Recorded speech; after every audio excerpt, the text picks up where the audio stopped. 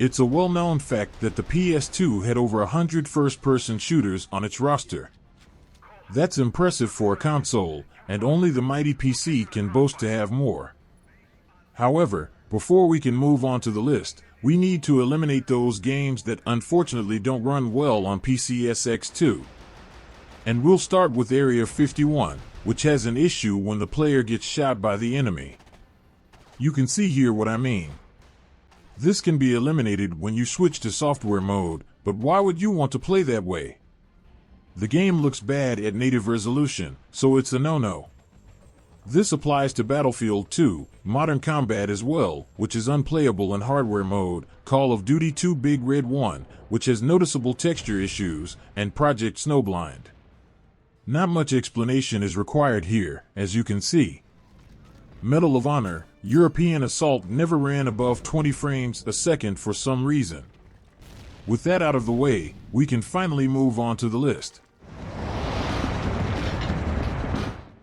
Judge Dredd Dredd vs. Death is made up of 11 levels in which the player battles a series of criminals and undead vampires.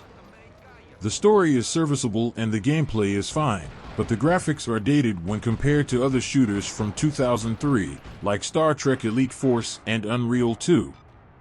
Truth be told, it only made this list because Area 51 has visual glitches on the emulator, but I can see many people enjoying this. It is the year 2412. Humans have terraformed much of the solar system. In their continuing search for Henry Rollins provided the voice for Mace Griffin, who is the protagonist in this game. It feels like a bog-standard first-person shooter for the most part, but there are some novelties to the gameplay, especially the weapons, which all have alternate firing modes. The narrative is carried forward by Mace's quest for revenge, but as he completes more missions as a bounty hunter, he inadvertently exposes a conspiracy which threatens the lives of many aliens living in the universe. Goldfinger's taken his Midas fixation too far this time. GoldenEye, Rogue Agent, is loosely based on the James Bond lore and doesn't tie in directly with events from past movies. However, several well-known characters, like Dr. No, Francisco Scaramanga and Pussy Galore make appearances throughout the story, as well as locations like Fort Knox from Goldfinger, the shuttle base from Moonraker, and Scaramanga's hideout from The Man with the Golden Gun. The game's graphics are impressive, having been developed on a modified version of the Medal of Honor engine. Suppress those bastards! I'll cheat by putting both Brothers in Arms games at number 22. I personally feel like they are very similar in gameplay and graphics, so it shouldn't really come as a surprise. Anyway, what sets these two games apart are the way you command soldiers in your squad. You can order your teammates to suppress enemies or hide behind walls, which adds to the overall strategy. This is an important part of the game, because enemies use the same tactics against you, and they have fairly advanced AI. It can be a chore for players who just want to run and gun though. Watch your back!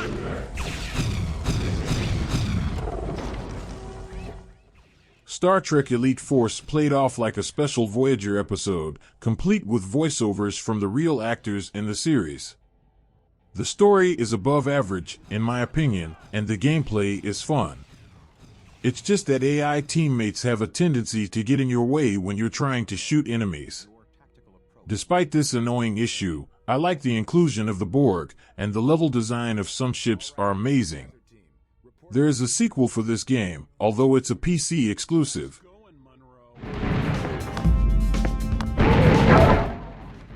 Serious Sam Next Encounter was a console exclusive, and made from the ground up to work better with controllers. The strength of Serious Sam is the smooth, precise movement, which is crucial for such a fast-paced game. It doesn't measure up to the earlier PC releases, but its art design is really good.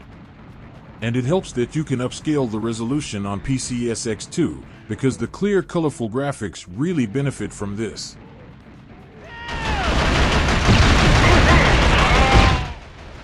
As a first effort for Guerrilla Games, Killzone isn't that bad. Sure, it feels a little bit clunky when you compare it to later games in the series, and you get the feeling that it was perhaps more than the console could handle at the time.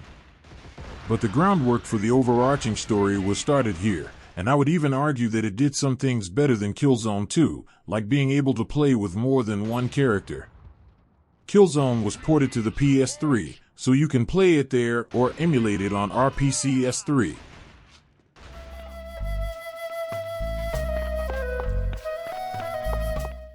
No One Lives Forever is a stylish shooter that references 60s Bond movies in its humor. While it's enjoyable for the most part, it does have a few annoying escort missions. Also, I could never get the control sensitivity right, so aiming was challenging with the controller. The PC version is the way to go, I think, because mouse and keyboard is so much more accurate. But it's still a really good game, regardless of the platform you're playing on.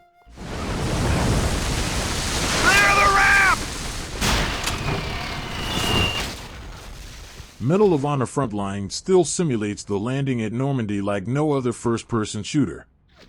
The game never gets stale, showcasing a wide selection of areas to fight enemies.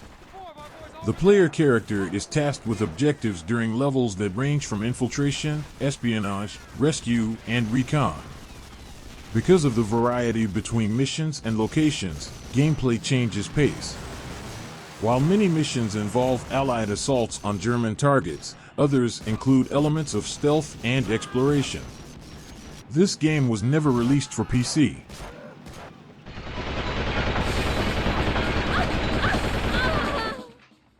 Simply named 13, this Ubisoft title was made famous by its comic book art style. It's based on a Belgian graphic novel, and the main character is voiced by David Duchovny from X-Files. It's a decent first-person shooter, although later levels have balancing issues, particularly the way enemies are placed to ambush you. This makes it a little bit unfair, but I'd say it's worth it for the story.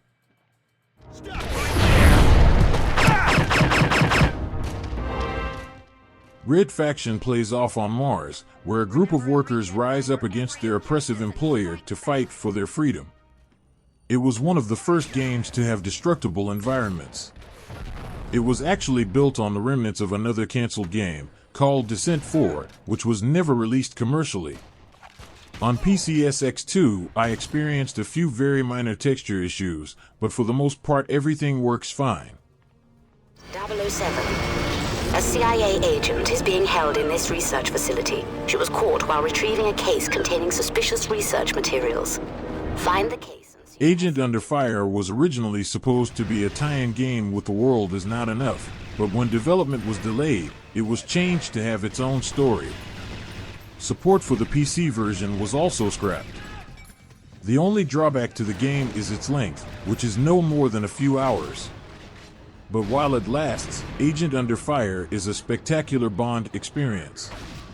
Only Nightfire was better, in my opinion. The Volga and to defend the city of Stalingrad. Call of Duty Finest Hour is a companion game to the original, which was a PC exclusive at the time. You play as characters from 3 Allied forces, including America, Britain, and the Soviet Union.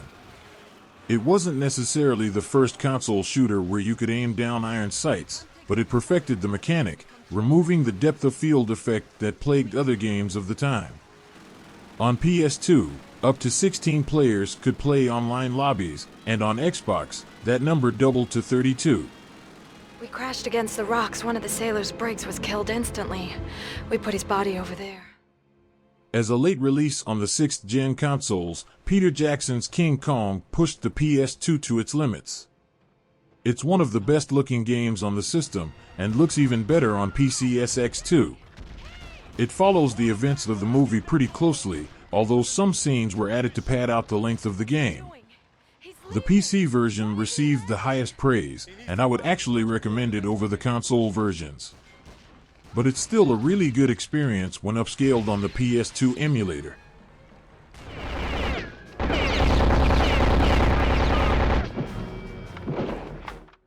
Return to Castle Wolfenstein was ported to both the Xbox and PS2, and they had a prequel level added that was missing in the PC version. While not all that special, it was closer to the developer's original vision for the story, containing both traps and zombies that would be found nowhere else in the game. Having said that, the PC version has been steadily improved by the modding community over the years, so it should still be the de facto winner.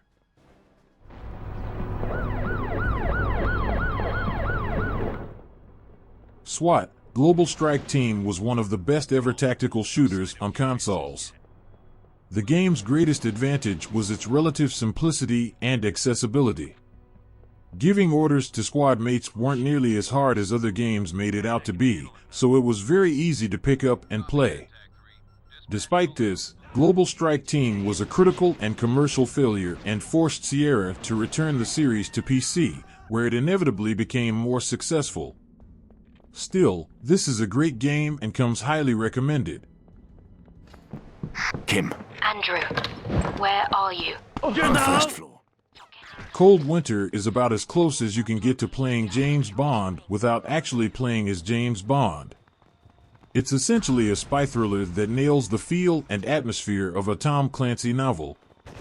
You play as an ex-soldier who works for MI6, and you're charged with a mission to infiltrate and eliminate a secret weapons cartel. Everything's not as it seems though, and the story unveils a few surprises before ultimately throwing you into the deep end. Cold Winter is a PlayStation exclusive and a must-play for fans of spy fiction. Do you have a visual on the heavy? I'm seeing predictable phase arrays. Half-Life is probably the most infamous first-person shooter of all time. On PC it was revolutionary, but 3 years passed before Valve decided to port the game to PS2, and by then the console already had a slew of competent shooters. This version of Half-Life was actually based on the cancelled Dreamcast version, with some minor tweaks to improve the graphics a little more. It also includes a great couch co-op campaign, called Half-Life Decay.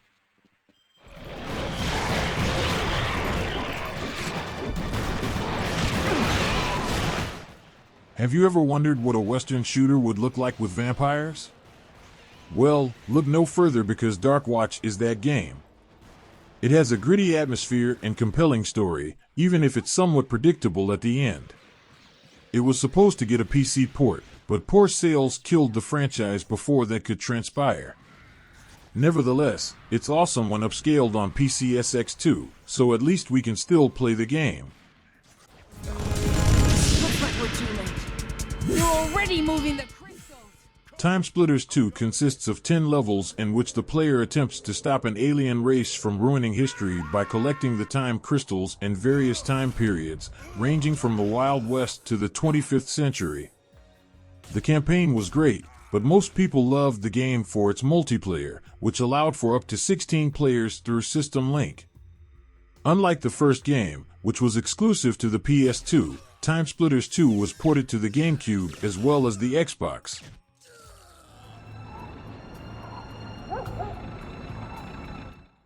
.007 Nightfire is many people's best Bond licensed game of all time, as long as you're referring to the console versions. PC gamers received a totally different game, although its reputation has steadily improved over the years. Nevertheless, on PS2 the game is balls-to-the-wall action, complemented by highly engaging level design and finished off with beautiful graphics. Nightfire has its own story that's just as good as any Bond movie from the last 20 years.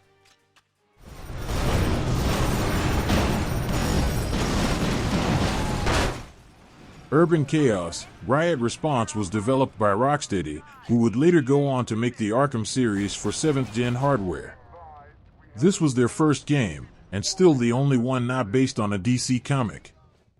As for gameplay, it had some innovative mechanics, like the ability to use a riot shield for defense and offense. The shield is important when dealing with environmental hazards as well. It's a gorgeous game, and was built with a complex physics engine to simulate realistic explosions and geometry deformation.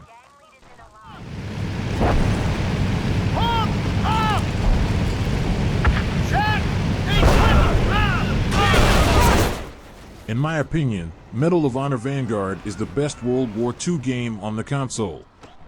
It had the most polish, the best graphics, the most rewarding gameplay, and the best enemy AI. The story was okay, but that hardly mattered anyway. It was all about getting through obstacles and enemy soldiers as you battled for every meter of space. It's actually very similar to Medal of Honor Airborne, and may have been the inspiration for that game. If there's one criticism, it's that the campaign is very short. Accomplished gamers will finish the single player in less than 4 hours. Unidentified ship. This is Control. Please identify yourself. Over. This is Cortez. Sergeant Cortez. Future Perfect did everything that the second Timesplitters did, only better. It had a longer campaign with improved graphics, more varied multiplayer modes, and an advanced map level editor. It's just such a pity Free Radical decided to make Haze instead of Timesplitters 4. Free Radical never recovered after their failure, and we may never see another Timesplitters again. You can still play on PCSX2 or Dolphin, so the series will never truly die.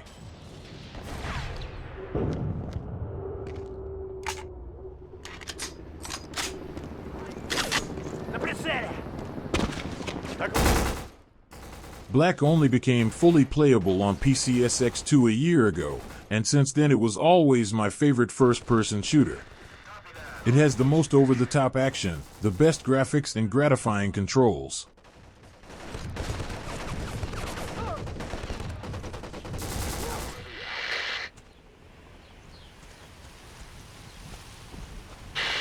Bravo 2-1, this is 3. Do you copy? Over.